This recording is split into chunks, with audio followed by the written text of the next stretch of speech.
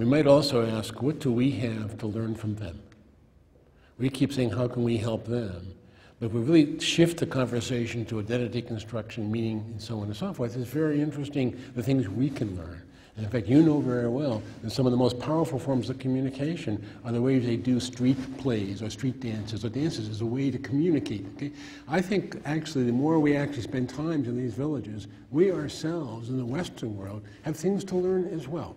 And we shouldn't view this as a one-way street. Just two short thoughts on this. One is, totally agree that the cell phone is the medium here. And then if you look at small worlds theory, sort of networking theory, if you go to a very disconnected rural village, but one of those people is connected, you've connected just about everybody in that group. So one highly connected person will connect up very isolated groups.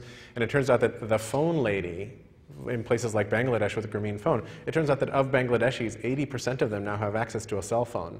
Even if it doesn't mean that they own one, there's a phone lady in their village, and it's changing everything, including banking, all over the place.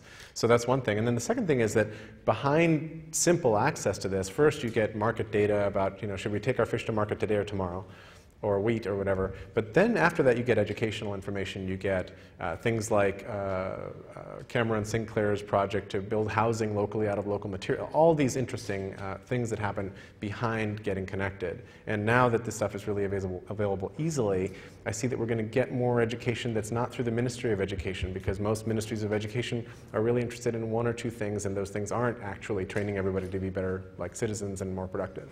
But Jerry, you know very well that the key to email as opposed to Twitter and the cell phone is actually a store and forward emails. That's the way. It's been very interesting how in the way out villages in India, they have figured out an amazingly clever way. I don't know if you study this in